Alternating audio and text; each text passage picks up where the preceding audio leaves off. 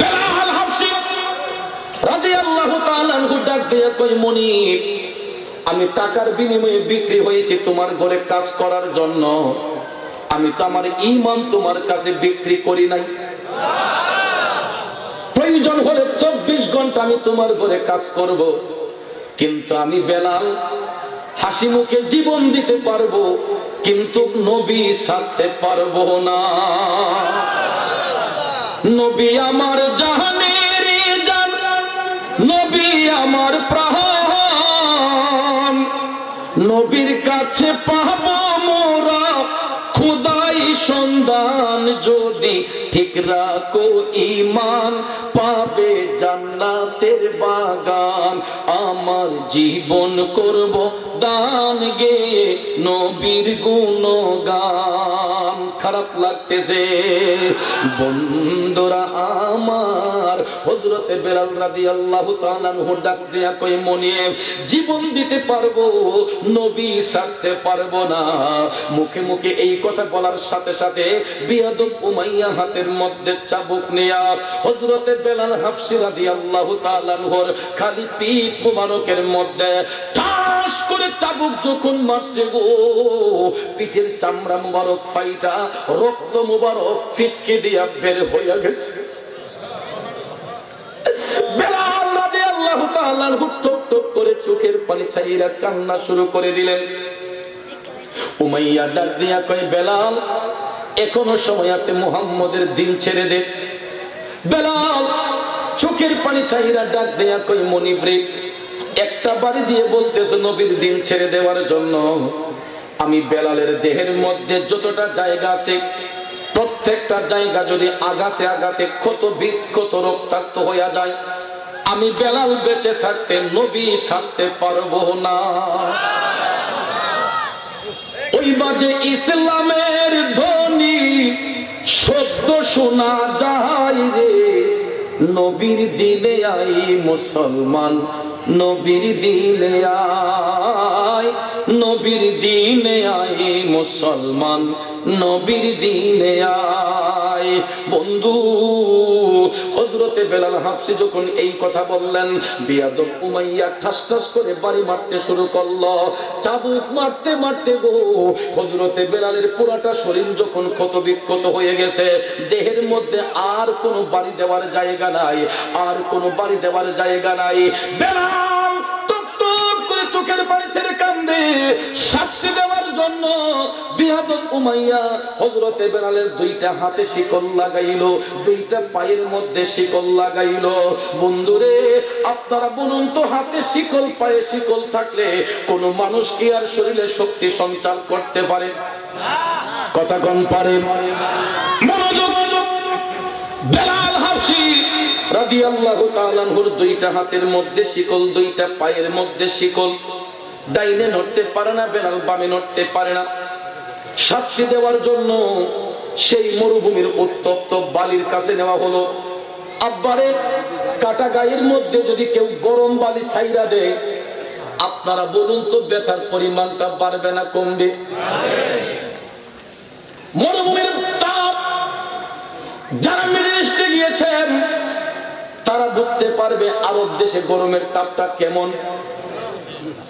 আমাদের দেশে সাধারণত 40 ডিগ্রির উপরে গেলে গায়ে কাপড় রাখা যায় না, গরমের কারণে গায়ে কাপড় রাখা যায় না, এত তাপ।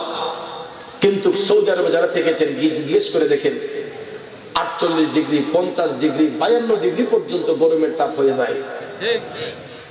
রোদের তাপটা গায়ে লাগলে যেমন মুখটা পুরো ছাই হয়ে যায়, এরকম মনে হয়।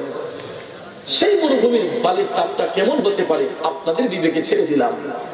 আব্বাজি, সোশ্যাল মিডিয়াতে আমি দেখেছি এক ভদ্রলোক রোদের তাপে কড়াইটা যখন রাখছে, কড়াইটা গরম হয়েছে, রুটি খোলা দিছে, রুটি হয়ে গেছে। তাপমাত্রা কেমন আরব দেশে। আমি আরব দেশেরটা বাদ দিলাম, আমার ব্রাহ্মণবাড়িয়ার তিতাস নদীর বালিটা যখন স্তূপ করা হয়, মেঘনা নদীর বালিটা যখন স্তূপ করা হয়, ভাদ্র মাসে চৈত্র মাসে রোদের তাপটা যখন বালির উপর দুপুর বেলা লাগে, বালি জোগাড় যখন গরম হয়ে যায়, তখন দেখবেন জুতা খালি পায়ে হাঁটবো দূরের কথা, জুতা পাও দিয়ে হাঁটলেও পায়ের নিচে টসা পড়ে যায়, তাও বাদ দেন না। আমাদের চোখের সামনে যে পাক্কা রাস্তাটা, পিচ ডালাই রাস্তাটা, চৈত্র মাসের রোদের তাপে বা দুপুর বেলা রোদের তাপে যখন পাক্কাটা গরম হয়, পায়ের জুতাটা খুইলা একটু খালি পায়ে হাইটে দেখেন তো, হাঁটা যাবে না। আরে নবীর উম্মতেরা, আমার মদিনার কামলিওয়ালা নবীকে ভালোবাসার জন্য, নবীর মোহব্বত অন্তরে রাখার জন্য হযরতে বেলালকে শাস্তি দেওয়ার জন্য সেই মরুভূমির উত্তপ্ত বালির কাছে নিয়া হাত পাও বাঁধিয়া রক্তমাখা পিঠ মুবারকটা গরম বালির মধ্যে যখন চাপ দিয়া ধরছে, হযরতে বেলাল একটা চিৎকার মাইরা কয় আল্লাহ আল্লাহ। বাবাজিরা আমার পিঠটা ঝলসে গেল গরম তাপে, রক্তমাখা পিঠের মধ্যে যখন গরম বালির তাপ লাগছে, বেলাল একটা চিৎকার মেরে আল্লাহ কইয়া ডাক মারছে। ওই মুহূর্তে বেয়াদব উমাইয়া সাথে সাথে হযরতে বেলাল হাবশীর বুকের মধ্যে পাথরের চাপ দিয়া রাখছে। পিঠের নিচে গরম বালি, বুকের উপরে মনের মন পাথরের ছাপ। ডাইনে ফিরতে পারে না বেলাল, বামে ফিরতে পারে না বেলাল। চোখ দুইটা সূর্য বরাবর, শুধু চোখের পানি ছেড়ে কান্দে।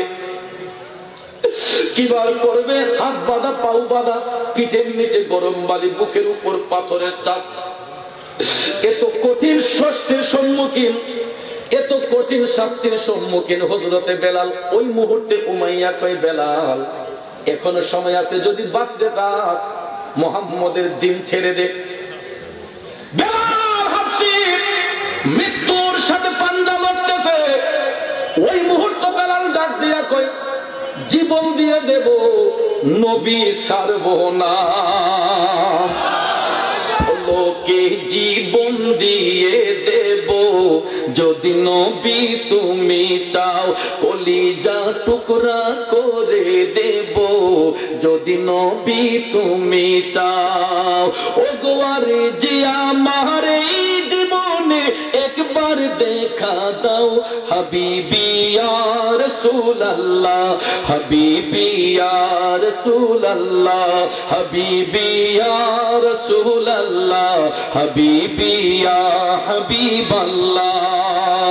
একটা জবান বন্ধ রাখবেন না, চিৎকার মেরে বলুন আল্লাহু আকবার। আর একটু মায়ার সুরে বলুন না ইয়া রাসূলুল্লাহ। জগতের বন্ধুরা রে,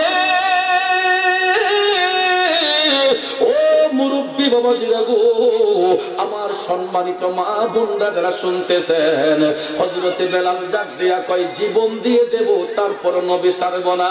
উমাইয়া কয় রাত বেলাল করে 24 ঘন্টা সাজায় রাখবো। এই বলিয়া দিনের বেলা রোদের তাপে হযরতে বেলালকে নিয়ে সাজা দিত, আর রাতের বেলায় গড়ের পালার সাথে বাইদা আঘাতের উপর আঘাত করত।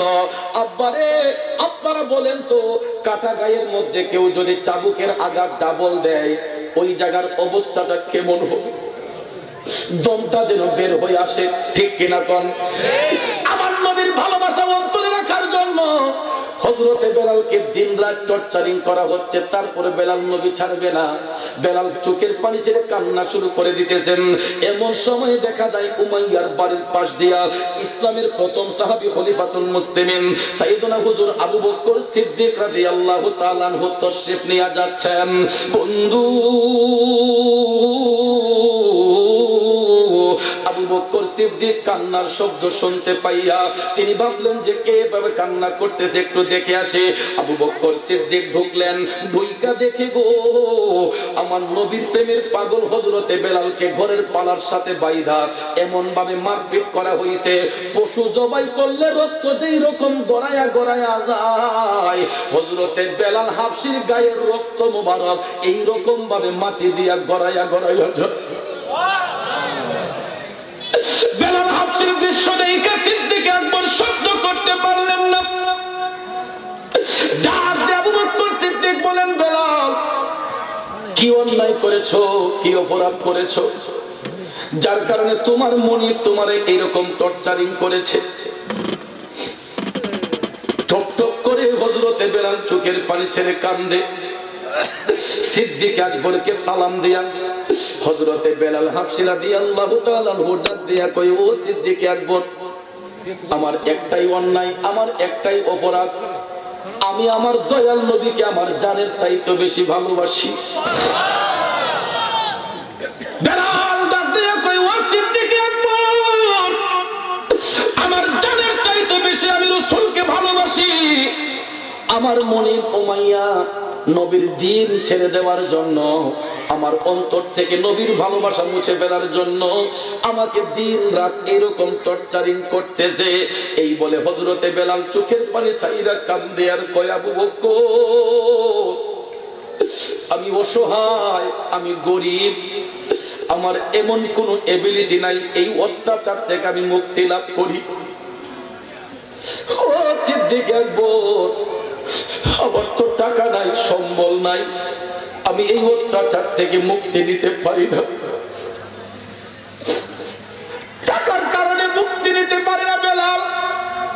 এই জন্য নবীজির ভালোবাসা বুঝবে না, চাপা কষ্টগুলা নিজের পিঠের উপর দিয়া, শরীরের উপর দিয়া নিচ্ছে। তারপর বেলাল নবী ছাড়তে রাজি হয়। অথচ আমাদের দেশের মধ্যে দেখেন কত ভাই টাকার কাছে ঈমানটা বিক্রি কইরা ফেলছে। আপনারা বলুন তো, টাকা বড় না আমার নবীর ভালোবাসা বড়? টাকা তো হাতের ময়লা, আজকে আছে কালকে নাই। ওই টাকায় দুনিয়ার সুখ, আখিরাতের সুখ নাই রে ভাই। যদি নবীর আপন জানেন আখিরাতের মধ্যে সুখ পাওয়া যাবে, কবরে সুখ পাওয়া যাবে, ঠিক কিনা বলেন? একটু দুরূদ শরীফ পড়ুন। আল্লাহুম্মা সাল্লি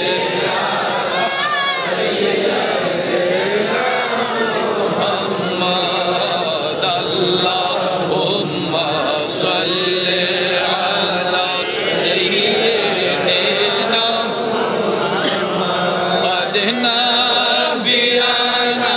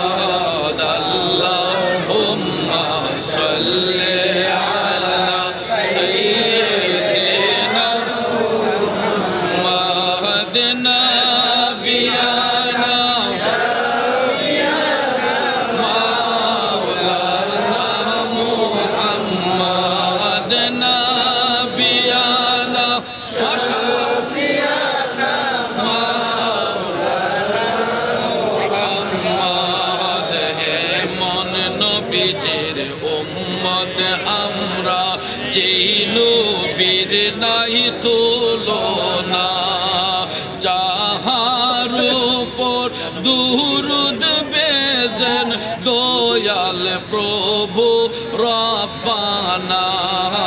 আল্লাহুম্মা সাল্লি আলা সাইয়্যিদিনা মুহাম্মাদ, আল্লাহুম্মা সাল্লি আলা সাইয়্যিদিনা মুহাম্মাদ নাবিয়ানা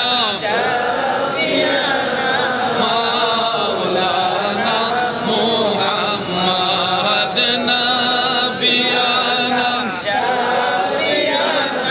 মাওলানা মুহাম্মাদ। একটু জিকির লা ইলাহা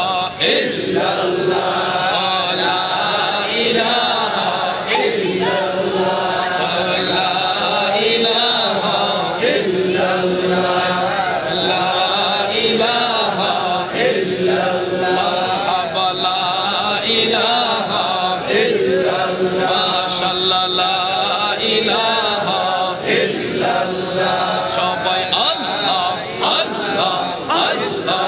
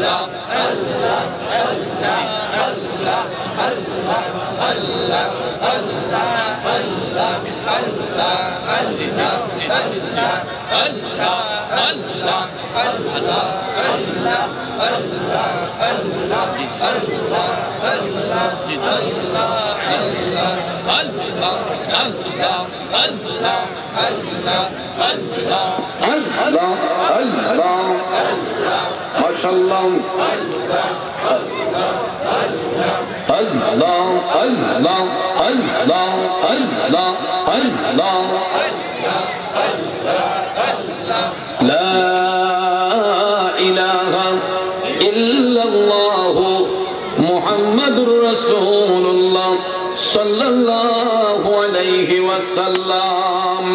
একটা জবানও বন্ধ রাখবেন না, চিৎকার মেরে বলুন আল্লাহু আকবার। আর একটু মায়ের সুরে বলুন ইয়া রাসূলুল্লাহ। বন্ধু, আলোচনা যেই জায়গার মধ্যে ছিল, হযরতে বেলাল হাবশী রাদিয়াল্লাহু তাআলা আনহু সিদ্দিক আকবর রাদিয়াল্লাহু তাআলা আনহুকে ডেকে বলতেছেন, ও সিদ্দিক আকবর, আমি অসহায়, আমি গরীব, এই অত্যাচার থেকে মুক্তি হওয়ার জন্য এমন কোন এবিলিটি আমার নাই, এই জন্য চাপা কষ্টগুলো আমি নিজে সহ্য করতেছি, আমি জীবন দিতে পারলেও আমার নবী ছাড়তে পারবো না।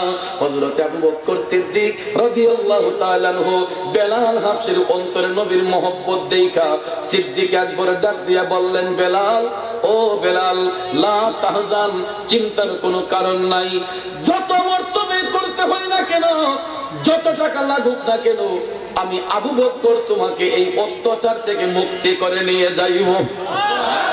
আরো জোরে কোন সুবহানাল্লাহ। দেখিয়া হযরত বিল্লাল প্রেমেতে হইয়া মাতাল, জীবন যৌবন করিল কুরবান। ওরে দেখে তাহার প্রেম ভক্তি, বিল্লালকে দিল মুক্তি, পাইল উমাইয়ার জালাতন।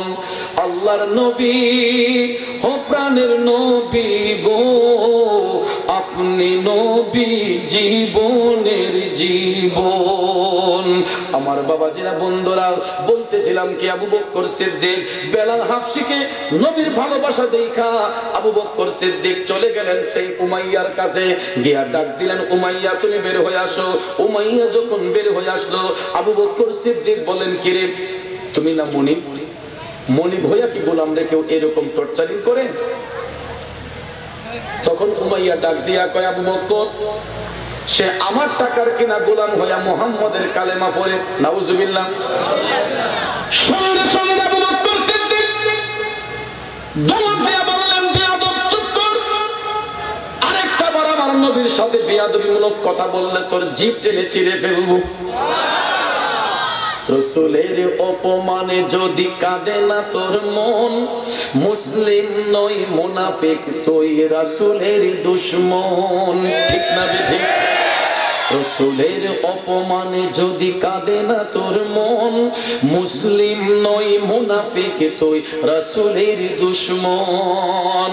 ও যুবক বন্ধুরা রে, আবু বকর সিদ্দিক উমাইয়ার বাড়িতে গিয়ে তাকে থ্রেট দিয়ে বললেন, আরেকটা বার নবীর বিরুদ্ধে কথা বললে তোর জিভ টেনে ছিঁড়ে ফেলবো, বল কত টাকার বিনিময়ে তুই বেলালকে আযাদ করে দিবি? সিদ্দিক আকবর সম্পদের দিকে কম ছিল না, কিন্তু অনেক ধনী সাহাবীদের মধ্যে একজন ছিলেন। বলতেছেন যে কত টাকার বিনিময়ে তুমি বেলালকে আযাদ করে দিবা? এখানে অনেক মুফাসসিরিনে কেরাম অনেকেই অভিমত করেছেন। কেউ বলেছেন গায়ের চাদর দিয়ে বেলাল হাবশীকে আযাদ করেছেন আবু বকর সিদ্দিক। কোন কোন মুফাসসির লিখেছেন 1500 দিনারের কথা, কেউ কেউ 1500 দিরহামের কথা, অধিক সংখ্যক মুফাসসিরে কেরাম 15,000 দিনারের প্রতি গুরুত্ব দিয়েছেন দেখেছি বেশি। কারণ তৎকালীন সময়ে 15,000 দিনার বর্তমান সময়ে হিসাব করলে কয় কোটি টাকা হতে পারে, কয়শো কোটি টাকা হতে পারে। এবার ভাইবা দেখেন বাবাজিরা আমার, আবু বকর সিদ্দিক টাকার দিকে চিন্তা করেন নাই, সম্পদের দিকে চিন্তা করেন নাই, দয়াল নবীর প্রেমের পুরা পাগল হযরতে বেলালকে আজাদ করলেন। তখনকার সময় 15,000 দিনারের বিনিময়ে। মারহাবা বলবেন না? আরো জোরে করুন না সুবহানাল্লাহ। বেলাল যখন আজাদ হয়ে গেলেন, মুক্ত হয়ে গেলেন, এবার হযরতে বেলাল হাবশী ডাক দিয়া কইল, সিদ্দিক আকবর, আমি তো এখন আপনার কাছে ঋণী হয়ে গেলাম। আবু বকর সিদ্দিক বলেন, বেলাল কখনো এরকম কথা বলবো না, আমি যা করেছি এটা আমার ঈমানি দায়িত্ব পালন করেছি, আমি আমার ঈমানি দায়িত্ব পালন করেছি, এটা বলবো না। তখন হযরতে বেলাল টপ টপ করে চোখের পানি ছেড়ে বলতেছেন, হুজুর, ও সিদ্দিক আকবর, আমার আরেকটা উপকার করে দেন না। কিরে বেলাল, কি? কই আমাকে একটু মেহেরবানি করে আমার দয়াল নবীর কদম মোবারকে পৌঁছায়া দেন। আবু বকর সিদ্দিক ডাক দিয়ে বললেন, বেলাল চিন্তার কারণ নাই, আমরা এখনই দয়াল নবীর কদম মোবারকের উদ্দেশ্যে রওনা হইব। অপর দিকে মায়ার নবীজি সাহাবায়ে কেরামের মাজলিসে বসে আলোচনা করতেছেন। আপনাদের কষ্ট হইতেছে? কারণ প্রেমিকের কাছে প্রেমের কথাগুলো ভালো লাগবে, ও প্রেমিকে প্রেমের মূল্য বুঝবে না। আমার বাবাজিরা, দয়াল নবীর প্রেম কাকে বলে?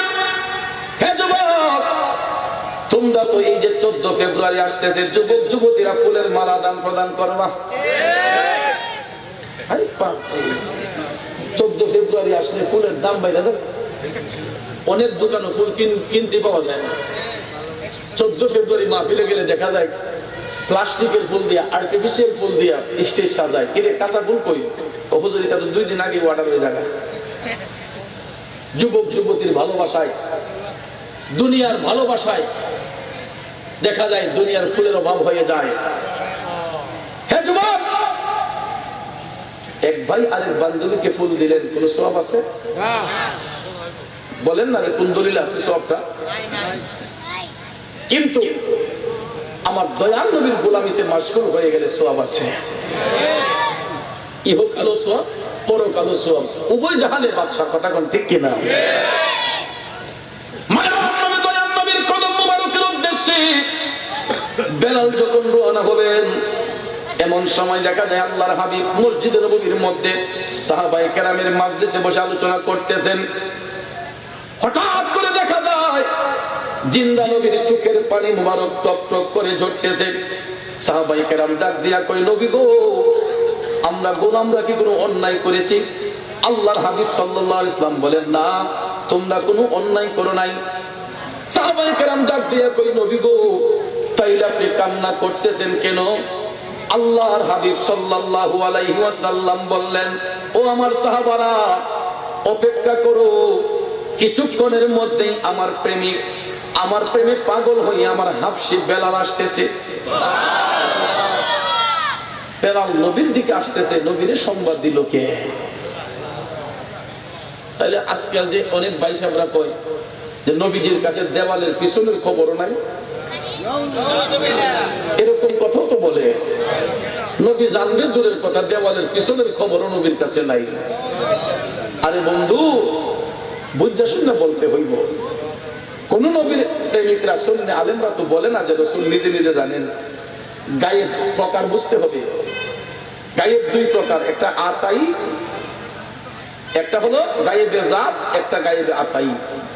গায়েবে জাত সত্যাগতভাবে এটার মালিক শুধু আল্লাহ রাব্বুল আলামিন। গায়েবে আতাই আল্লাহর পক্ষ থেকে যাকে দান করা হয়, এটাকে বলা হয় গায়েবে আতাই। তো আল্লাহ পাক আপন হাবিবকে যতটুকু জানিয়েছেন, অন্য কোন নবীকে ততটুকু জানিয়েছেন? আল্লাহ হচ্ছেন রাব্বুল আলামিন, রাসূল হচ্ছেন রাহমাতুল লিল আলামিন। এই কুল কায়নাতের পালন কর্তা আল্লাহ, এই কুল কায়নাতের রহমত দয়াল নবীজি। এই জন্য সৃষ্টি জগতের প্রত্যেকটা বস্তুকে আল্লাহ দেখেন কুদরতের নজরে, দয়াল নবী দেখেন রহমতের নজরে। শুধু বেলালের খবর কেন, আমার আপনার খবর কোন দেয়ালের পিছনের খবর কেন, আমার আপনার 14 গোষ্ঠীর খবর পর্যন্ত নবীর কাছে আছে, ঠিক কিনা বলেন? আল্লাহর হাবিব যখন এই কথা বললেন, সাহাবায়ে কেরাম মনে করলেন বেলাল না জানি কেমন ব্যক্তি, নবীর দিকে আসতেছে, নবী যার জন্য কান্না করতেছে। একটু পরে দেখা যায় ফেস কাটিংটা কালো, গায়ে কোনো পোশাক নাই, লজ্জাস্থানের কাপড়টা ঢাকনা, পুরাটা শরীর দিয়ে রক্ত ঝরতেছে। এই সুরতের একজন ব্যক্তি নবীজির কদমে এসে রাসূলকে সালাম দিলেন। এখানে মুফাসসিরিনে কেরাম অভিমত করেছেন বেলাল হাবশী কথা বলতে গেলে মুখের মধ্যে কথাটা একটু বেজে যেত, যার দরুন বেলাল হাবশী যখন রাসূলকে সালাম প্রদান করলেন এমন সময় মুখের মধ্যে কথাটা একটু বেজে যাওয়ার কারণে কয়েকজন সাহাবী একটু হাসি মারছিলেন। আল্লাহর হাবিব ধমক দিয়ে বললেন, চুপ করো, কাকে দেখে তোমরা হাসতেছো? আমার বেলালকে দেখে? আমার বেলাল কালো বিধায়, আমার বেলালের গায়ে কাপড় নাই এই বিধায়? সাহাবায়ে কেরাম লজ্জিত হয়ে গেলেন। মায়ার নবী টপ টপ করে চোখের পানি ছেড়ে কান্না করেন। ডাক দিয়ে রাসূল বলতেছেন, ও সাহাবারা, বলো তো ইসলাম কায়েম হওয়ার পরে তোমরা আমি নবীর জন্য কে কতটুকু রক্ত ঝরিয়েছো? তাকাও আমার বেলালের দিকে, দেখো তো দেহের মধ্যে এমন কোন জায়গা নাই একটা আঘাতের চিহ্ন না আছে বলে। দয়ার নবী ডাক দিয়ে বললেন, ও সাহাবারা, আমার বেলাল প্রত্যেকটা আঘাত গায়ের মধ্যে লাগিয়েছে একমাত্র আমি নবীর ভালোবাসার জন্য, ঠিক কিনা বলেন? সমস্ত সাহাবায়ে কেরাম আল্লাহর হাবিব সাল্লাল্লাহু আলাইহি ওয়াসাল্লামের কদম মোবারকে লুটে পড়লেন, নবী গো আমাদেরকে ক্ষমা করে দেন, ইয়া রাসূলুল্লাহ আমরা অন্যায় করেছি, ভুল করেছি, আমাদেরকে ক্ষমা করেন। আল্লাহর হাবিব সাহাবায়ে কেরাম যখন ক্ষমা চাইলেন দয়াল নবী ক্ষমা করে দিলেন।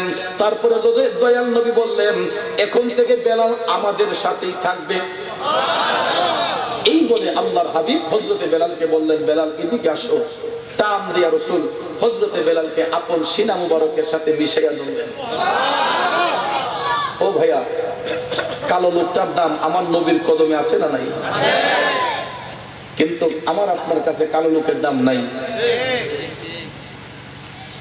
এক ভদ্রলোকের মেয়ে দেখতে যান, মেয়েটা যদি কালো হয় ঘটকরে ধমক মারে, কয় কি রে আর মেয়ে পাইছিলে না, জগতে কি মেয়ে শর্ট পড়ছে?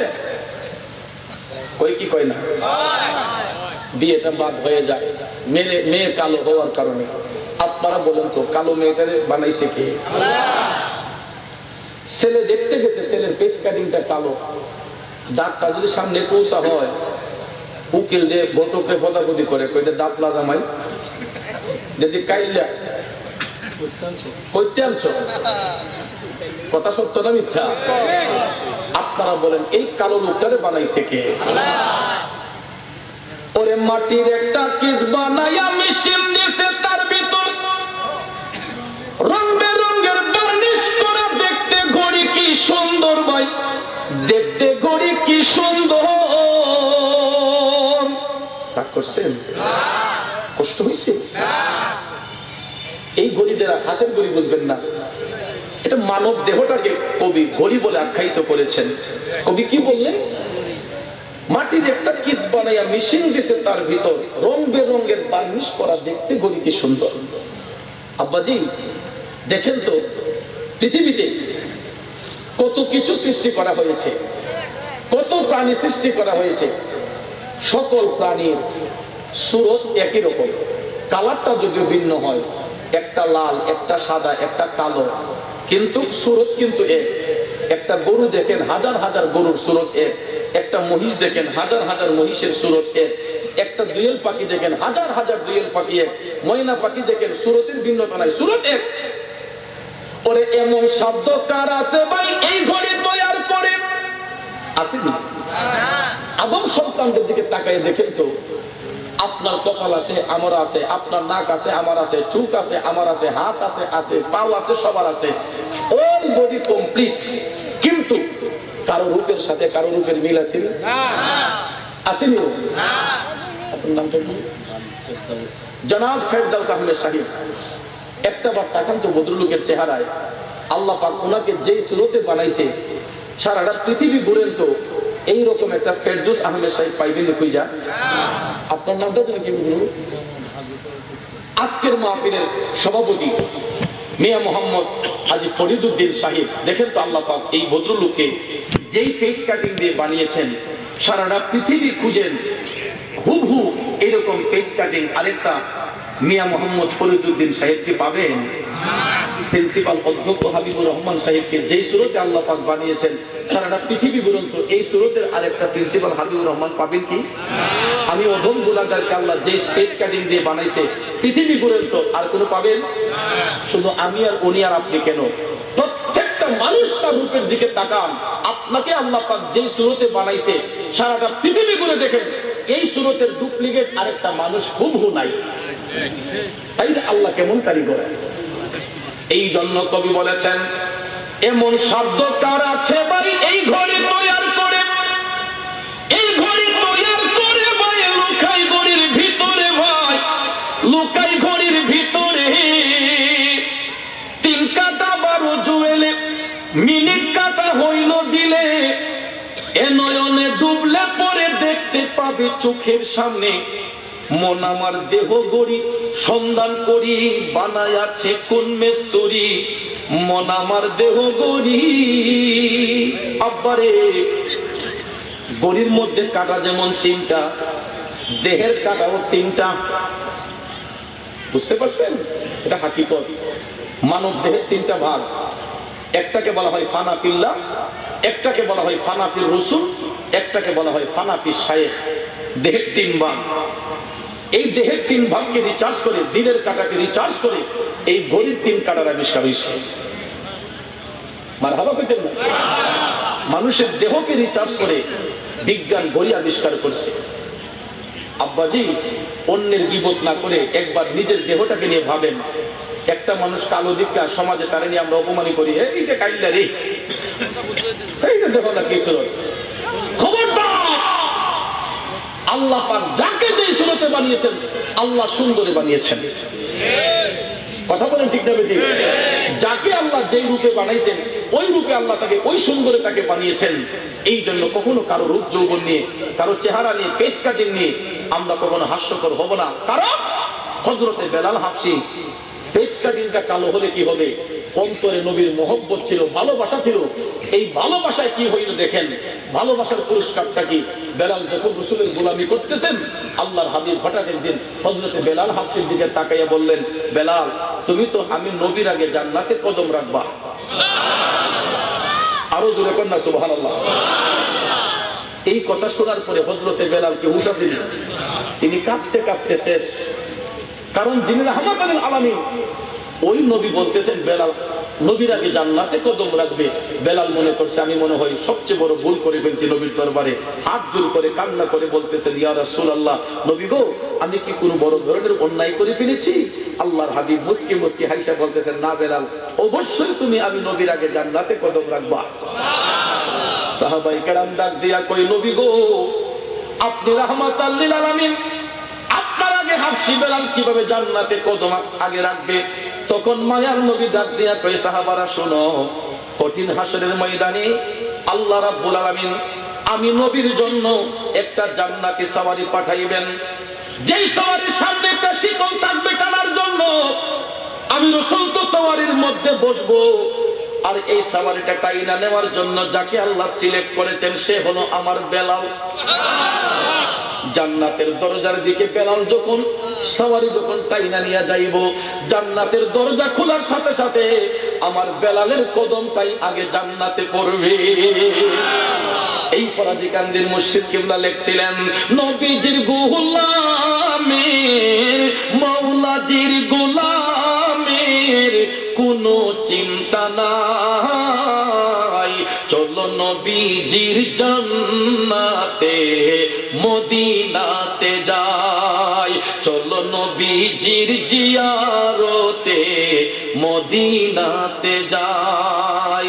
ও বন্ধু, আমি আলোচনাটা এই জন্য করলাম, নবী কি জিনিস, নবীর মহব্বত কারে কয় এটা বুঝাবার জন্য। তাইলে বলুন, পেস কাটিং কালো হোক, শ্যামবর্ণ হোক, ফর্সা হোক, উজ্জ্বল হোক, দয়াল নবীর সাথে প্রেম করলে ফল ভালো না খারাপ?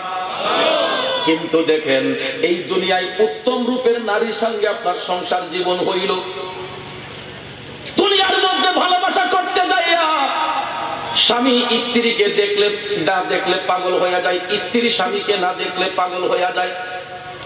সারাটা পৃথিবী ঘোরার পরে স্বামী স্ত্রী যখন একসাথে হয়, ঘরের মধ্যে রুম যদি 2টা 3টা 4টাও হয়, স্বামী স্ত্রীর রুম কি একটা হয় না আলাদা হয়? বিছনা কি আলাদা না এক? অনেক সময় ভালোবাসা বেশি হইলে বালিশটাও এক হয়। কথাটা ঠিক না ঠিক?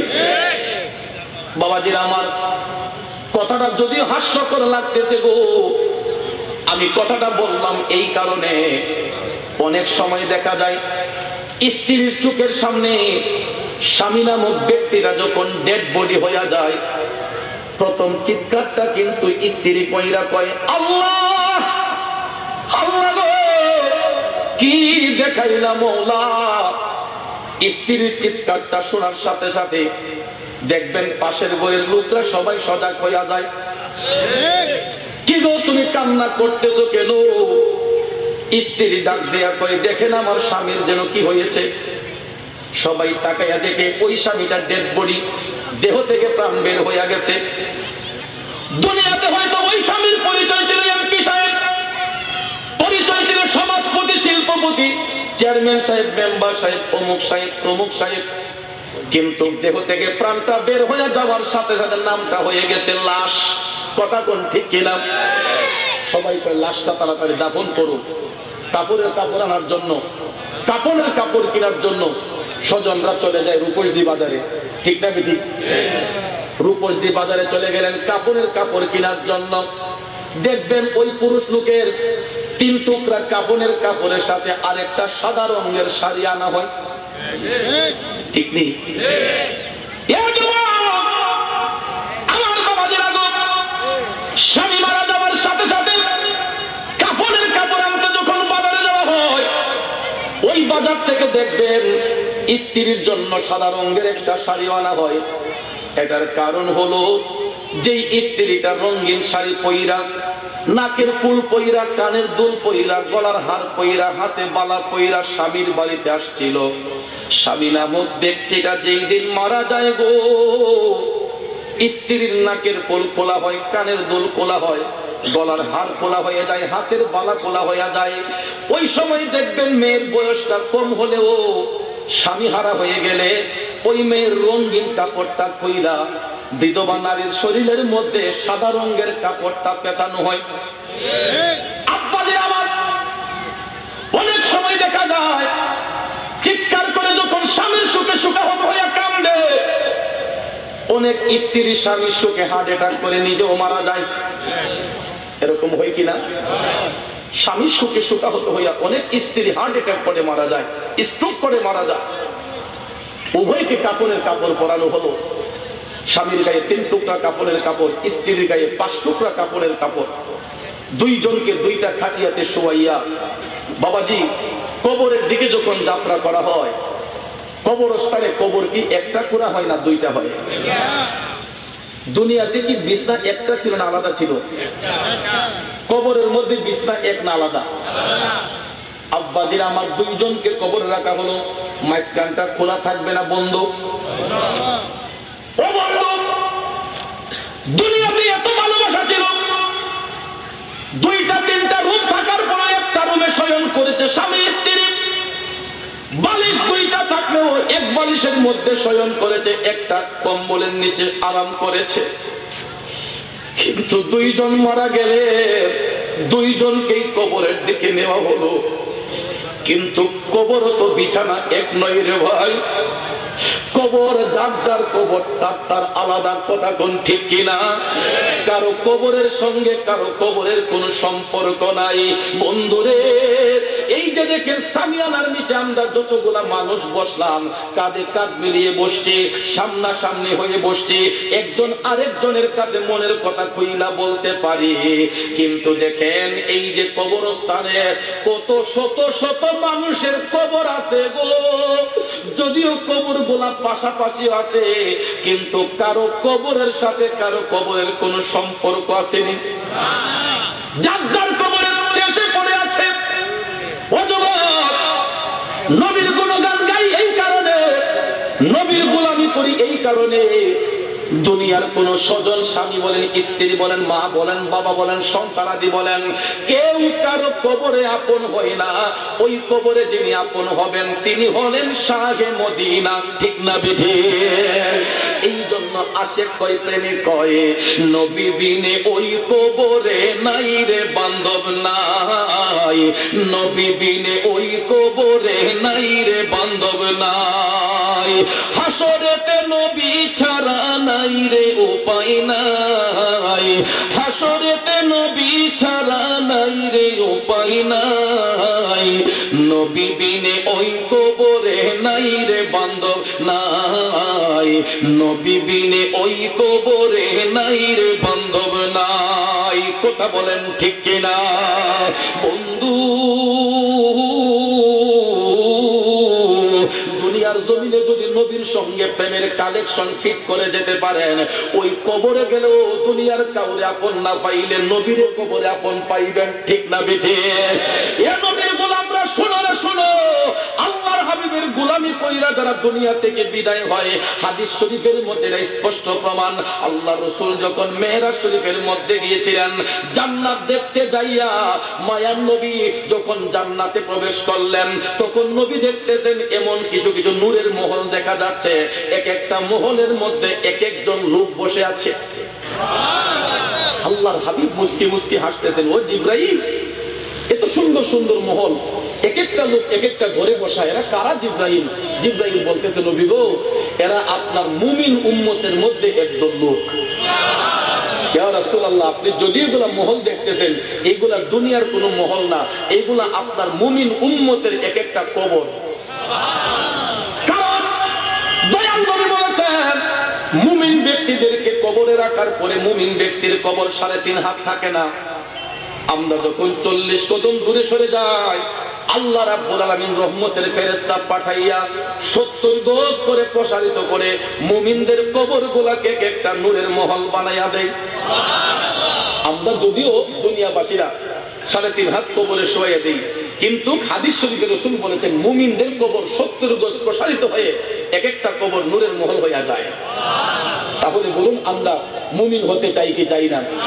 আর মুনাফিকের কবরের কথা বলতে গিয়ে রাসূল বলেছেন, মুনাফিক বেঈমানদেরকে কবরে রাখার পরে দুই পাশের মাটি এমন ভাবে চাপ দেয়, ডাইন পাজরের হাড়গুলা বাম পাজরে যায়, বাম পাজরের হাড়গুলা ডাইন পাজরে যায়। মুরগের হাড়টিতে কামড় দিলে যেরকম মর মর করে, সেই মুনাফিক ব্যক্তিদের কবরে রাখার পরে তাদের দেহের হাড়গুলা মর মর করে পাউডারের মতো ধুলিকণা হয়ে যায়। নাউজুবিল্লাহ বলেন। তাহলে আপনারা বলেন, আমরা কি মুনাফিকের জিন্দেগি চাই না মুমিনের জিন্দেগি চাই? মুমিনের জিন্দেগি যদি চাইতে হয়, আল্লাহর হাবিবের গোলামিতে মাশগুল হয়ে যেতে হবে। তাইলে দেখবেন নবীর গোলামি যারা করবে এরা ইহকালে দামি হবে, পরকালেও দামি হবে। এই জন্য আমরা আযানের পরে আমরা যখন মুনাজাত করি, আমরা বলি কি, ওয়াবআসহু মাকামাম মাহমুদান আল্লাযী ওয়া'আদতা ওয়ারযুকনা শাফাআতাহু ইয়াউমাল কিয়ামা। এটা বলি কি বলি না? যা কোরআন শরীফে আল্লাহ বলেছেন, আসা আইয়াবআসাকা রাব্বুকা মাকামাম মাহমুদা। আল্লাহ কয়, হাবিব, খুব শীঘ্রই আমি আপনাকে মাকামে মাহমুদে উপনীত করব। আর দুনিয়ার জমিনে যারা আল্লাহর হাবিবের জন্য এই মুনাজাত করবে, ওয়াবআসহু মাকামাম মাহমুদান আল্লাযী ওয়া'আদতা, অর্থাৎ হযরত মুহাম্মদ মুস্তাফা সাল্লাল্লাহু আলাইহি ওয়াসাল্লামকে আদিষ্কৃত করে ওই প্রশংসিত স্থানে যার প্রতিশ্রুতি তুমি তাকে দিয়েছো, ওয়ারযুকনা শাফাআতাহু ইয়াউমাল কিয়ামা, রোজ হাশরের ময়দানে নবীজির সুপারিশ আমাদের নসিব করো। কিন্তু বিষয়টা কি জানেন? মুমিন ব্যক্তিরা এই দোয়া করে, আর মুনাফিকরা ওয়ারযুকনা শাফাআতাহু ইয়াউমাল কিয়ামা এটা কাইটা দিছে। এই জন্য দেখবেন আযানের পরে মুনাজাতের মধ্যে অনেক মসজিদে মুনাজাত মাইকে হয় না, কারণ মাইকে হইলে তো অনেকে শরীর ধরা ফিরে যাব। এই জন্য মাইকের মধ্যে মুনাজাত করে না, কারণ মুনাজাত করলেই ধরা পড়বো। ওয়ারযুকনা শাফাআতাহু ইয়াউমাল কিয়ামা এটা বাদ দিয়া দিছে। আপনারা বলেন, নবীর সুপারিশ ছাড়া কোনো ব্যক্তি কি জান্নাতে যেতে পারবে? জান্নাত দূরের কথা, জান্নাতের গন্ধ পাবে না। কারণ হাসরের ময়দানে সমস্ত নবীর উম্মতরা যখন নফসি নফসি বলে কানবে, তারা গিয়ে তাদের নবীর কাছে বলবে, আমাদের জন্য সুপারিশ করেন। তখন ওই নবীগণ বলবে, ইযহাবু ইলা গায়রি, তোমরা অন্য দিকে যাও। ইযহাবু ইলা গায়রি, তোমরা অন্যের নিকট যাও। তখন সবাই তাকাইয়া দেখবে মাকামে মাহমুদের মধ্যে রাহমাতুল আলামিন দয়াল নবী বসে আছেন। আমার নবী সেখানে বসে শাফাতে কুবরা করবেন। সবার প্রথম নবীজি শাফাতে কুবরা করবেন মাকামে মাহমুদে বসে। সেই দিন শত্রু মিত্র সবাই যারা নবীর সাথে দুশমনী করেছিল এরাও গিয়া বলবে আমাদের জন্য সুপারিশ করেন। আল্লাহ রাব্বুল আলামিন ওই মুহূর্তে ফেরেশতা পাঠাইয়া এদেরকে পিছনের কাতারে নেওয়া হবে। যারা নবীর উম্মত ছাড়া যারা এদেরকে পিছনের সারিতে নেওয়া হবে, আর দয়াল নবীর উম্মতদেরকে সামনের সারিতে আনা হবে। এর মধ্যে যারা নবীর গোলামিতে মাশগুল ছিল এরা বিনা হিসেবে জান্নাতে চলে যাবে। আর যার জন্য রাসূল সুপারিশ করবেন, সূরা নিসায় আল্লাহ রাব্বুল আলামিন বলেন লাওয়াজাদুল্লাহ তাওয়াবার রাহিমা, যার জন্য রাসূল সুপারিশ করবে তার জন্য আমি আল্লাহ তওবা কবুলকারী হয়ে যাই। তাহলে বলুন, আমরা যদি কবরে শান্তি পেতে হয় আমরা আমল শুদ্ধ করা দরকার আছে না নাই? নবীর আদেশ মান্য করা দরকার আছে না নাই? মিয়া মোহাম্মদ ফরিদউদ্দিন সাহেব এই বিশিষ্ট ব্যক্তি আমাকে বলেছেন, হুজুর আমরা একটা মাদ্রাসা অলরেডি করেছি, আরেকটা মাদ্রাসা আমরা করতেছি, প্রায় ৮-১০ তলা ভবন হবে। তাহলে দেখেন, মাদ্রাসা আমার নবীর প্রেমের বাগান, ঠিক না ঠিক? মাদ্রাসা শিক্ষায় শিক্ষিত না হলে মসজিদের সম্মান কিভাবে রক্ষা করবেন? কবরস্থান পবিত্রতা সম্পর্কে কিভাবে জানবেন? হালাল হারাম সম্পর্কে কিভাবে জানবো? তাহলে ইসলাম শিক্ষা অর্জন করতে গিয়ে মাদ্রাসা শিক্ষার বিকল্প নাই। কথা কোন ঠিক না ঠিক? ইসলাম শিক্ষার 3টা স্তর, প্রাথমিক স্তর, মাধ্যমিক স্তর, উচ্চতর স্তর।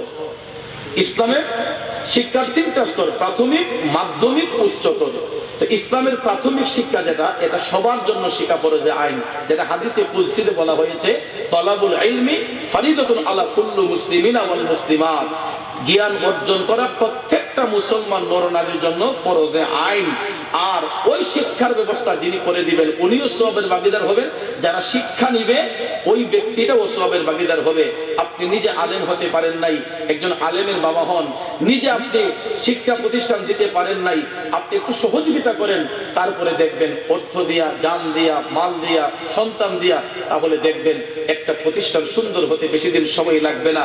ওই প্রাথমিক শিক্ষা নেওয়ার পরে মাধ্যমিক শিক্ষা, উচ্চতর শিক্ষা নেওয়ার পরে এক একটা ছেলে যখন মুহাক্কিক আলেম হবে, এক একটা এলাকার জন্য রহমত হবে। কথা কোন ঠিক কিনা? আজকে এই এলাকার মধ্যে জ্ঞানী গুণী বুদ্ধিজীবী থাকার কারণে আপনাদের কবরস্থানটা এত সুন্দর রূপে রূপান্তরিত হয়েছে যা দেখলে চোখের পাতি ফেলতে মনে চায় না। বন্ধুরা আমার, এই যে দেখেন কবরের মধ্যে কত মানুষ আমি শুয়ে আছেন, এবং বিভিন্ন জায়গায় কবরস্থানে গেলে দেখা যায় জাপ জোগাড় লেগে রয়েছে, ঘাস উঠে রয়েছে, ময়লা আবর্জনায় চতুর্দিক ছেয়ে আছে, পরিষ্কার পরিচ্ছন্নতা নাই। কিন্তু আপনাদের এই কবরস্থানের দিকে তাকালে মনটা জড়িয়ে যায়, কারণ এই এলাকার মানুষের রুচিবোধ দেখে প্রশংসা না করে পারছি না। আল্লাহ পাক যেন আমাদের সকলকে যেন দিনদার, মুত্তাকি, ইমানদার, পরহেজগার হিসেবে যেন আল্লাহ পাক কবুল করেন, আমরা বলি আমিন। বিশেষ করে এই কবরে অনেকে শুয়ে আছেন, কারো মা, কারো বাবা, কারো দাদা, কারো দাদি, পাড়া প্রতিবেশী অনেকেই শুয়ে আছেন। আল্লাহ পাক যেন সকলের কবরের আযাব যেন মাফ করেন। কারণ আজকের এই মাহফিল হওয়াতে আমরা খুশি না বেজার? আমরা যেমন খুশি, এই এলাকার কবরবাসীর রূহ আরো বেশি বেশি খুশি। কারণ আমরা হয়তো বলতেছি যে হুজুরের মাহফিলটা তাড়াতাড়ি শেষ করতেছে না কেন, কবরবাসীর রূহ বলতেছে মাহফিলটা আরেকটু বাড়তেছে না কেন। কারণ আজকে জুমার রাত, জুমার রাতের ফজিলত কি জানেন? বৃহস্পতিবার দিবাগত রাতে, জুমার রাতে আল্লাহ রাব্বুল আলামিন পৃথিবীর জমিনে সকল রূহগুলাকে অবতরণ করায় দেয়। সমস্ত রূহগুলাকে আল্লাহ দুনিয়ার জমিনে অবতরণ করায়। তারা আপন আপন বাসগৃহে যায়।